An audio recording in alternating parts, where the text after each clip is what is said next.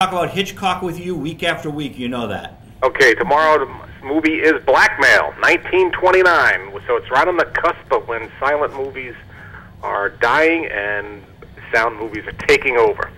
And there's no movie more on the cusp than Blackmail, which actually starts as a silent production.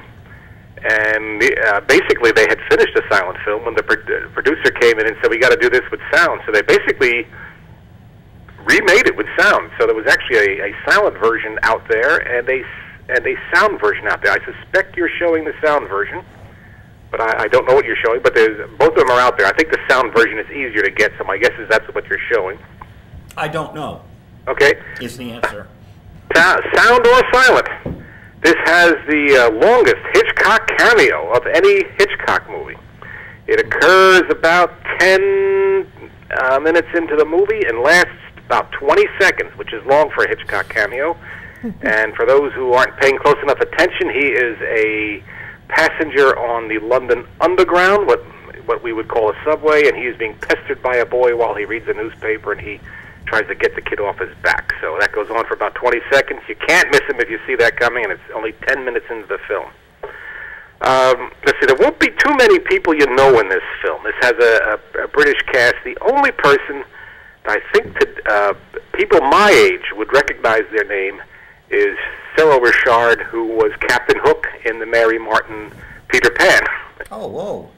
And if you grew up in the 50s like I did, that was kind of a perennial special. It was like The Wizard of Oz and Peter Pan year after year. You'd wait for those two. Yes. Am I wrong? You're very close to being right. Peter Pan wasn't on every year, but it was on almost every year. And actually, if you watched it every year, you saw 3 different productions, because in 1955 was the first year. That was done live, and they taped it, but it was done live. And I think in 1956, they did it again live. Again, they taped it.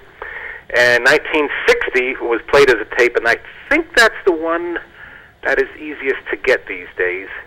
And each version is a little different, and if you watch all 3 versions, you'll see Mary Martin and Cyril Richard as Peter Pan and Captain Hook are always the same. But of course, the kids are getting older, so the kids change. So Cyril Richard is in there very early. I'm not giving up too much away to say he dies early in the movie, so he's a young man. So for people that remember Peter Pan, Mary Martin's Peter Pan, you keep an eye out for Cyril Richard. Let's see. Hitchcock is kind of playful, and there is one scene where the characters are speaking, but the shadows from the whatever caused the shadows in the scene are casting dark strips over their lips, and that was kind of his saying, "Silence is gone. This is a farewell to silence." That's what he intended it as. And I think on the most common video version, the DVD that's most easy to find on the stands, you actually see that there's 2 characters on the cover, and one of them, the dark strip is just below the lower lip of one of the characters, and on the other character, the dark strip is right across the shadow. And you could easily just say, okay, it's a shadow on a scene, but that was Hitchcock's homage to silent movies, saying this is it. He accepted that silent movies were dying, which was pretty much the case in 1929.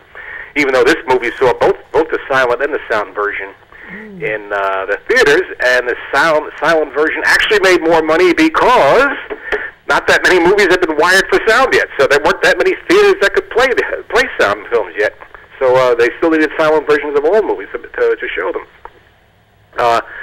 When he filmed the silent version, nobody cares about how the actors sound because you can't hear them. But his leading lady was Czechoslovakian, and she had a thick German Czech accent. And when they did the sound version, it just wasn't working, but dubbing had not been perfected yet. So, again, I'm pretty sure you're showing a sound version tomorrow night. The actress who plays that part is just mouthing her words, and another actress is just off camera. And as the camera moves, she follows them around. But you'd never see her, but she is saying the words that the other actress is mouthing. So if you pay attention, you can see here and there see a slight mismatch of lip movements with sound. That was our co-host Lisa doing back then. in 1929. She was doing the sound. It was her voice. Oh, that was me. Oh, absolutely. Hey, well, maybe. And for those who love trivia, the Czech actress was named Annie Ondra, and of course the coming of sound ruined her sound career, so she went back to Germany and she married the former heavyweight champion of the world, Max Schmeling, and I think they were married for the rest of their lives, so that had a happy ending there. That's good trivia. I like that. All right. Yes. And this is also the first movie where Hitchcock uses a national landmark for a scene.